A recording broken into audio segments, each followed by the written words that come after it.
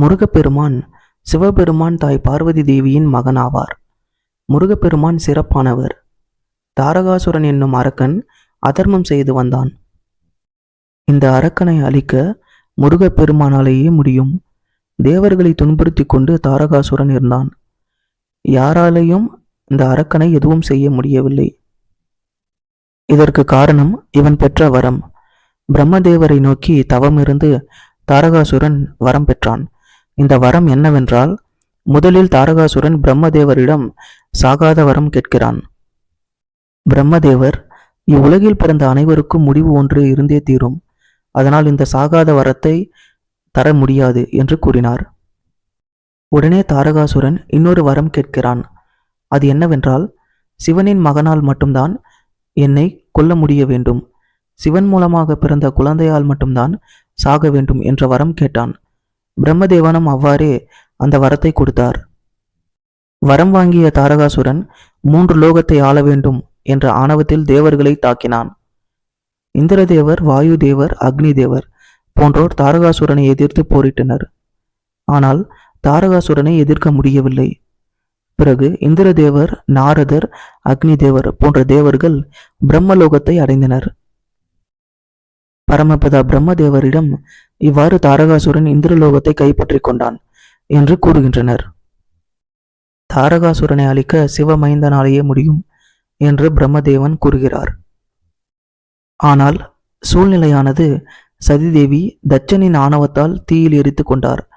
இந்த துன்பத்தில் இருந்து சிறிது காலத்திற்கு பிறகு சிவபெருமான் தவத்தில் இருந்தார். சதிதேவி இப்போது பார்வதி தேவியாக அவதரித்தார். தேவர்கள் சிவபெருமானையும் பார்வதி தேவியும் திருமணம் ஆனால்தான் சிவமைந்தன் பிறப்பான் என்று நினைத்தனர். பார்வதி தேவிக்கு சிவபக்தியும் அன்பும் சிவபெருமான் மீது இருந்தது. ஒரு நாள் சிவபெருமான் குகையில் தவம் செய்து கொண்டு இருந்தார். பார்வதி தேவி மகாதேவரை திருமணம் செய்து கொள்ள மகாதேவரை நோக்கி தவம் புரிந்தார். தாரகாசுரன் முனிவர்களையும் சப்த ரிஷிகளையும் தாக்கி துன்புறுத்தினான். பார்வதி தேவி மகாதேவர் தவம் புரிந்த குகையை வந்து அடைந்தார்.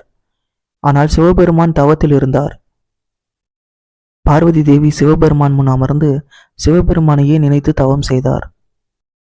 சிவபெருமான் சதிதேவியின் உருவமான பார்வதி தேவியை பார்க்க வேண்டும், அப்போதுதான் இருவருக்கும் திருமணம் நடக்கும் என்று எண்ணிய இந்திரதேவர் காமதேவரை அழைத்து தன்னுடைய அம்பை சிவபெருமான் மீது செலுத்தி தவத்தை கலைக்க கூறினார். காமதேவர் முதலில் பயந்தார். இந்திரதேவன் காமதேவனிடம் சிவபெருமான் தவத்தில் இருந்து கலைந்தால்தான் பார்வதி தேவிக்கும் சிவபெருமானுக்கும் திருமணம் நடைபெறும், அப்போதுதான் சிவமைந்தர் பிறப்பார் என்று இந்திரதேவர் கூறினார். காமதேவர் தன் அம்பை சிவபெருமான் மீது செலுத்தினார். தவம் கலைந்தது. சிவபெருமானுக்கு கோபம் வந்து நெற்றி கண்ணை திறந்தார். கண்ணில் இருந்து வெளிப்பட்ட நெருப்பு காமதேவனை எரித்து சாம்பலாக்கியது. பிறகு சிவபெருமான் பார்வதி தேவியை கண்டார். ரதி தேவியின் நினைவு சிவபெருமானுக்கு வந்தது. பின் சிவபெருமானுக்கும் பார்வதி தேவிக்கும் திருமணம் நடைபெற்றது. சிவபெருமான் நெற்றி கண்ணிலிருந்து வெளிவந்த நெருப்பை அக்னி தேவனை சரவண பொய்கையில் கொண்டு சென்று வைக்க கூறினார். அக்னி தேவரும் நெருப்பை சரவண பொய்கையில் வைத்தார். அந்த நெருப்பு 6ஆக பிரிந்தது. அந்த 6 நெருப்பு குழந்தையாக மாறினர். கார்த்திகை பெண்கள் குழந்தையை பார்த்து எடுத்து வளர்த்தனர். பிறகு 6 குழந்தையும் கார்த்திகை பெண்களிடமே வளர்ந்தது. அவரே முருகப்பெருமான். இவர் கார்த்திகை பெண்களிடம் வளர்ந்ததால் கார்த்திகேயன் என்று அழைக்கப்படுகிறார். ஒரு நாள் சிவபெருமானும் பார்வதி தேவியும் கார்த்திகேயனை காண வந்தனர். கார்த்திகை பெண்கள் முருகப்பெருமானை வளர்த்த தாய் என்றும் உண்மையான தாய் பார்வதி தேவி என்பதை முருகப்பெருமான் அறிந்து கொண்டார். சிவபெருமான் தான் முருகப்பெருமானின் தந்தை என்று அறிந்து கொண்டார். முருகப்பெருமானிடம் கார்த்திகை பெண்கள் நீ சிவ அம்சம் என்பதையும் சிவபெருமான் தாய் பார்வதி தேவியின் மகன் என்பதையும் கூறினார்கள். முருகப்பெருமான் பிறவி பயன் என்ன என்பதையும் தான் தாரகாசுரனை அழிக்க பிறந்துள்ளதையும் தெரிந்து கொண்டார். தாய் பார்வதி தேவியே தன் மகன் முருகனுக்கு போர் கலைகளையும் பயிற்சிகளையும் கற்றுக் கொடுத்தார். இத்தனை வருடங்களாக தேவர்களுக்கும் ரிஷிகளுக்கும் முனிவர்களுக்கும் பெரும் தொந்தரவு கஷ்டங்களை கொடுத்த தாரகாசுரன் அரக்கனை முருகப்பெருமான் வதம் செய்தார். முருகப்பெருமான் அரக்கனை வதம் செய்து உலகிற்கு அமைதி கொடுத்த நாளையே தைப்பூசமாக கொண்டாடுகின்றோம்.